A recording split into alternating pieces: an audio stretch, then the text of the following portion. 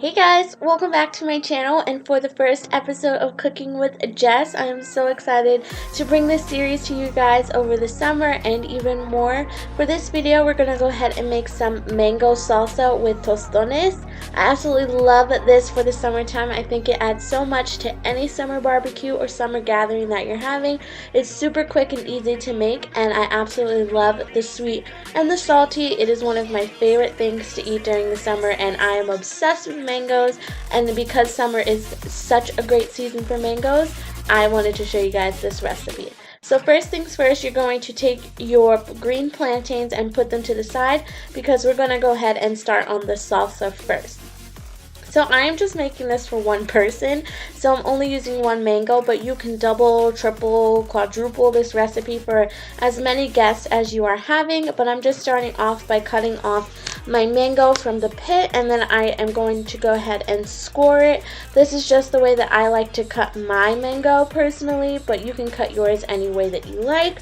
I just go ahead, cut mine off the pit like I said, and then go ahead and score it with my knife like this, and it makes almost like a grid pattern. I find that this is the easiest way to cut a mango because they are super slippery and super easy to get everywhere. So I just go ahead, score it, and then cut it right off of its skin, and it just goes right into the bowl, and there is no muss and no fuss. So I go ahead and take that. I do that to all of the pieces of mango that I have. Like I said, I only have one mango, but this recipe can be doubled if you need it to be. Once all of the mango is in the bowl, I just go ahead and take one small red onion and add that to the mix. I personally love red onion, so I put pretty much a 1-to-1 ratio of mango and red onion. If you don't like onion that much or think it's too overpowering, you can definitely cut back on it.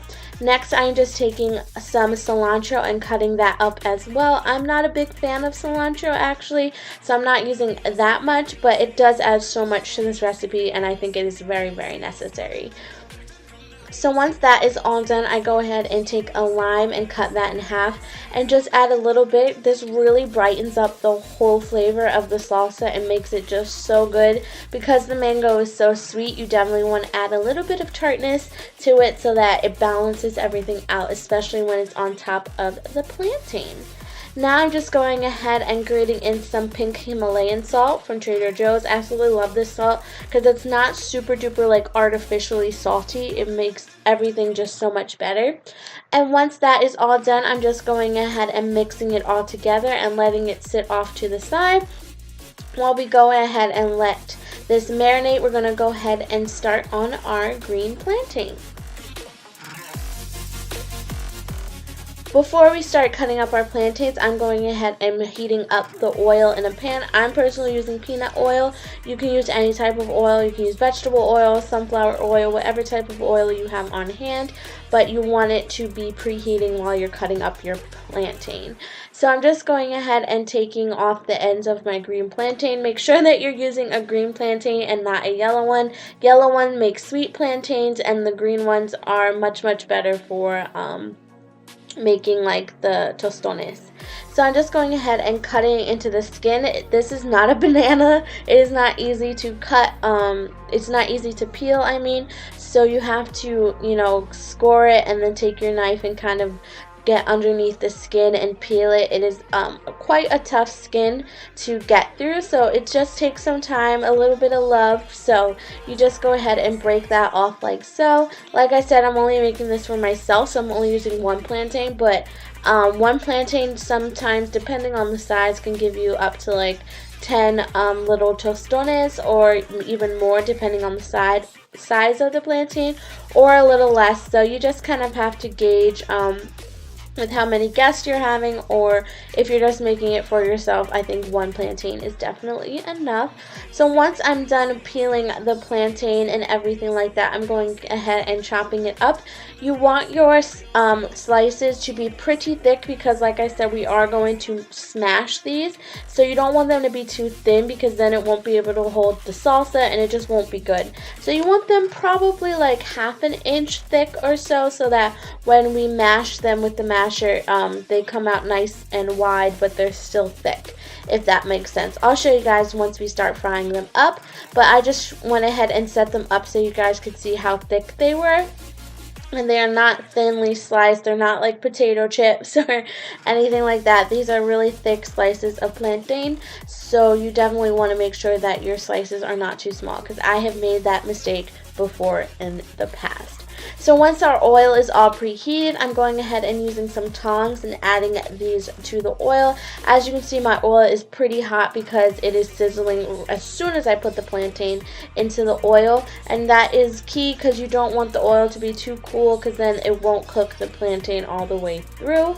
And I'm just putting them all in there. Like I said, I'm just making this for myself, so it depends on how many plantains you have. You might have to do several batches, but for this one, my pan was perfectly sized for the amount of plantains that I had, which was so awesome. Once they're all in there, you want to wait a little bit, probably like 3 or 4 to up to 5 minutes for them to cook on one side.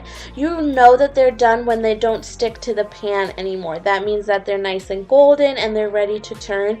Because these slices are thick, you want to make sure that you give them enough time to cook. You're not cooking them all the way through yet, because we still have to mash them.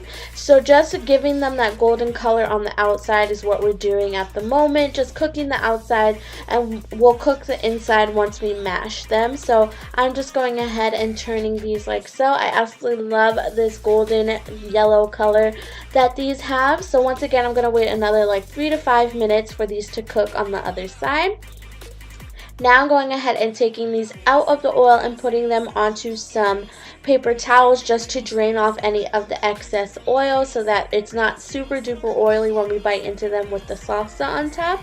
So you could just put some on the paper towel, or like if you have like a sheet pan with like a grid on top, like a grid where it can drain, then you can go ahead and do that.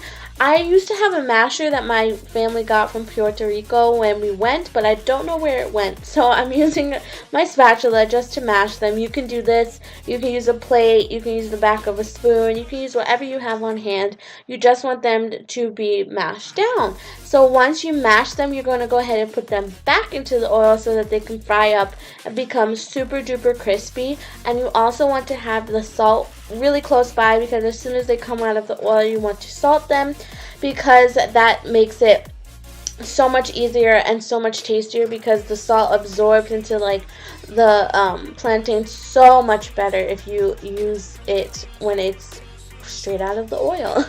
So I'm just going ahead and flipping these over, because you want them golden brown on both sides. At this point, you are cooking them all the way through, so you want to make sure that you give them enough time to do that. As you can see, they are so golden brown, and they almost look like little potato chips, and they are just so delicious. I also love eating these just with some ketchup on the side or some mojito sauce. Oh my god, it is so good. You guys have to try these. They are amazing.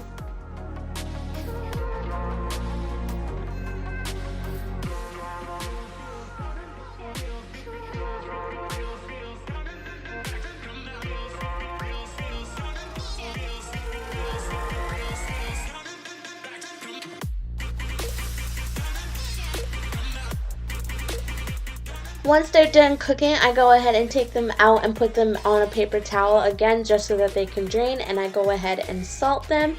As you can see, this is my second batch, because once they're flattened out, they take up a lot more space in the pan, so I have to do 2 batches, but that's perfectly fine with me.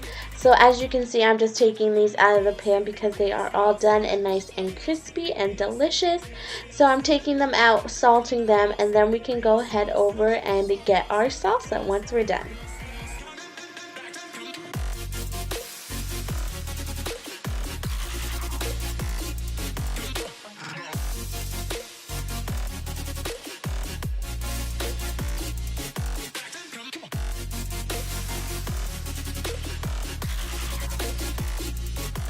I went ahead and put my tostone on a plate, and I'm just going ahead and taking the mango salsa and placing some on top just with a spoon. Nothing fancy, nothing too intricate or anything. The taste just speaks for itself, honestly. They don't have to look super glamorous or super pretty, but I love the flavors and the colors of this meal. It is so good for the summer. It's super refreshing with the mango and then the tang of the onion and the lime juice and the saltiness from the tostones. It is just so good. I absolutely love this. It is a great appetizer if you're having friends over for a barbecue or something, or if you want to bring it to a friend's house. Just make sure that you take the salsa separately, because the salsa does kind of sometimes produce some juices and you don't want your tostones to be salty. But yeah guys, I really hope that you enjoyed this first episode of Cooking with Jess. If you did, let me know by subscribing to my channel and giving this video a big thumbs up and sharing it with your friends and family.